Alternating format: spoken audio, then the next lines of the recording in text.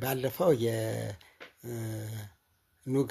አንበሳ እንግዲህ ወይም ኩስኩታ ካምፓልሳሪስ የሚባለውን እጽዋት ጥገኛ እጽዋት ጥቅሞቹን ስርጭቱን ለመድኃኒትነት የሚያገለግለውን አጠቃቀሙን እንደዚሁ በዝርዝር አሳይቻችኋለሁ። ዛሬ ደግሞ ቀሪዎችን መወሰድ የሚደረግባቸው ጥንቃቄዎችን እና አስፈላጊ የአሰራር ሂደቶችን ለመጠቃቀስ እሞክራለሁ። እንግዲህ የኩስኩታ ወይንም የኑግ አንበሳ ከላይ ባለፈው በርካታ ዝርዝር የህመም ችግሮችን ማቃለል እንደሚችል እና በባህላዊ ሕክምናም ከፍተኛ ጥቅም ላይ እየዋለ እንደሆነ ለመግለጽ ጥረት አድርጌያለሁ እስከ አጠቃቀሙ ጭምር። ምናልባት በዚህም በተለይ በዘመናዊ ሕክምና የካንሰር ምርምር ላይ የላቦራቶሪ ምርመራዎች እንደሚያሳዩት የተክሉ ጭማቂ በተወሰኑ የካንሰር ሴሎች ላይ እንግዲህ የመሞትን ሊያስከትል ችሏል። ሆኖም በሰዎች ላይ የተደረገ ክሊኒካዊ ማስረጃ አሁንም ውስን እንደሆነ ነው የሚያሳየው። ነገር ግን ተስፋ ሰጪ እጽዋት እንደሆነ ነው። እንግዲህ በተለይ ከአስተናጋጅ እጽዋቱ ምክንያቱም ጥገኛ አረም እንደመሆኑ አስተናጋጅ እጽዋቱ የባህላዊ ሕክምና ባለሙያዎች እንደሚያስተውሉት የኩስኩታ ወይም ካምፔስትሬ የኬሚካል ይዘትና የሕክምናው ጥራት ከተጣበቀበት የተክል አስተናጋጅ እንደ ጤና አዳም፣ በሶ ብላ ወይም ቀይ ሽንኩርት ጋር ተያይዞ በከፍተኛ ሁኔታ ይቀያየራል፣ ይለዋወጣል ማለት ነው። ስለዚህ በየትኛው እጽዋት ላይ ያለው ከፍተኛ ውጤት እንደሚያመጣ ይህን እንግዲህ በጥናትም እንዲሁም በአሰራር እንግዲህ የባህላዊ ሐኪሞች ያውቁታል ማለት ነው።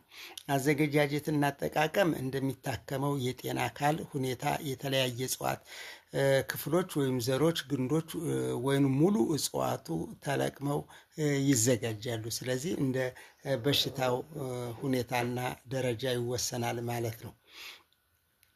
እንግዲህ ይህን በሚደረግበት ጊዜ የሚሰሩ ስራዎች አሉ።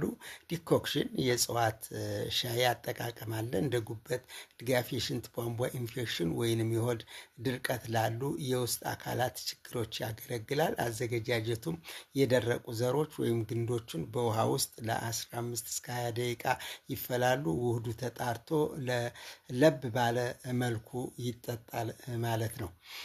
እንደገና ደቃቅ ዱቄት ወይም በካፕሱል መልክ የሚዘጋጀው በዋናነት ለረዥም ጊዜ በሽታ መከላከያ ድጋፍ፣ ለማራባት ስርዓት ጥንካሬ ወይንም ለአጥንት ጤና ያገለግላል ማለት ነው። አዘገጃጀቱ ዘሮቹ በደንብ ይደርቃሉ፣ ተፈጭተው ወደ ደቃቅ ዱቄት ይቀየራሉ። ከዚያም ከውሃ ጋር ይደባለቃሉ ወይም በካፕሱል ውስጥ ይሞላሉ ማለት ነው። ሌላው የቆዳ ላይ የሚደረጉ መለጠፍ የተጨቀጨቀውን ወይም የተደቆሰውን የኩስኩታ ወይንም የኑግ አንበሳ አካል ጨቅጭቆ እንግዲህ በተለይ በቆዳ ላይ እንደ ደርማታይተስ የማሳከክ ወይም የአካባቢ እብጠት ላይ የቆዳ በሽታዎች ላይ ለመከላከል እንግዲህ ይለጠፋል ወይንም ይጨመራል ማለት ነው። አዘገጃጀቱ አዲስ የተቀነጠሰው ሙሉ ግንድ ተቀጥቅጦ እንግዲህ የተደቆሰው ይለጠፋል ህመሙ ላይ የተጎዳው አካል ላይ ማለት ነው። ሌላው እንግዲህ የደህንነት መመሪያዎች እና ማስጠንቀቂያዎች ናቸው። ምክንያቱም አንድን እጽዋት ለሕክምና በምንጠቀምበት ጊዜ የጎጂ የሆኑ የጎንዮሽ ጉዳቶች ስለሚኖሩ እነዚህን ጥንቃቄ ማድረግ ያስፈልጋል። ለምሳሌ መጠን፣ ለኩስኩታ ካምፓልሳሪስ ምንም አይነት ደረጃውን የጠበቀ ወይንም በሕግ የተደነገገ የሕክምና መጠን የለም። ይህ ተክል ተለዋዋጭ ውህዶችን ሊያከማች የሚችል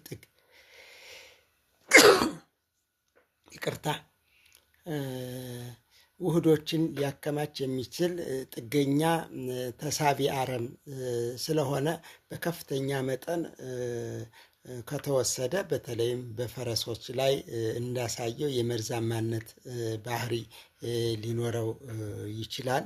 ስለዚህ ጥንቃቄ ማድረግና በተወሰነ መጠን መጠቀም ያስፈልጋል ማለት ነው። የእጹ ጥንካሬ እንደ መገኛ እጽዋት ምንጩ በዓለም አቀፍ ደረጃውን የጠበቀ በሕክምናው ያገኘ መመሪያ ስለሌለው እንግዲህ እንደ እጽዋቱ ምንጭነት እንግዲህ ጥንካሬውን በዛው ነው የሚገኘው ማለት ነው።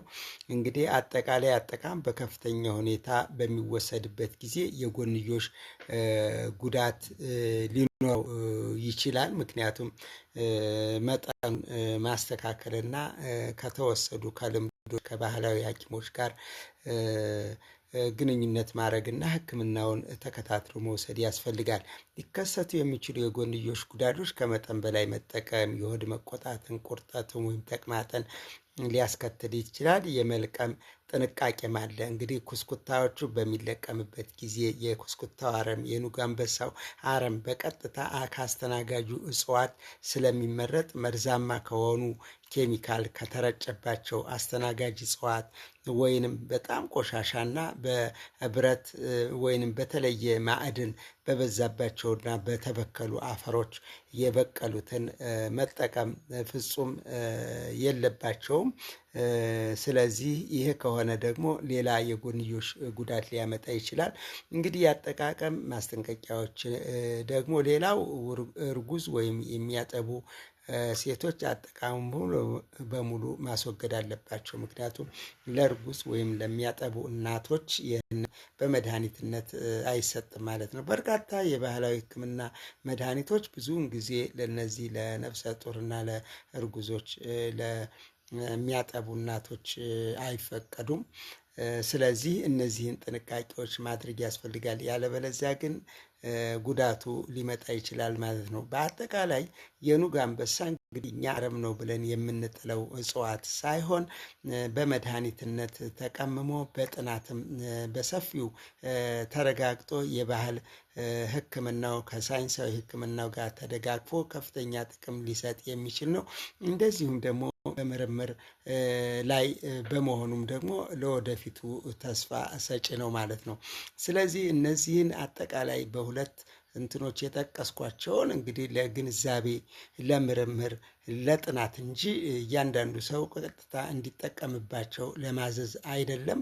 ነገር ግን ቀጥታ እጽዋቱ በንጹህ ቦታ የተገኘ ከሆነ መርዛማነት እንደሌለውም ይታወቃል። ሆኖም ግን ለሕክምናው የሕክምና አዋቂዎችን በማማከር መውሰድ ያስፈልጋል እንጂ እንደዚሁ እነዚህ ነገሮች ስለተጠቀሱ መውሰድ ተገቢ አይደለም። ምክንያቱም እኔም ማስቀምጣቸው ሀሳቦች የእጽዋቱን ጠቀሜታና ሊሰጥ የሚችለውን አገልግሎትና የመድኃኒትነት ባህሪ ያለው መሆኑን እንጂ ሕክምናው በዚህ መልኩ ይሰጥ ለማለት አይደለም። ምክንያቱም የተለያየ መድኃኒቶችን እናውቃለን። ነገር ግን እነዚህን መድኃኒቶች ግን እንደ በሽታችን ሁኔታ አይቶ የሚያዝልን ሐኪም ነው። ስለ መድኃኒቶቹ ጠቀሜታ የተናገረ ሁሉ መድኃኒቶችን በትክክል ማከም ይችላል ማለት አይደለም። ስለዚህ በዚህ ላይ ጥንቃቄ እንድታደርጉ ነው። ነገር ግን እነዚህን ባለማወቃችን በሕክምናው ረገድ ልናድግ የምንችለውን ነገር እንዳናድግ የሆነው በመረጃ እጥረት ስለሆነ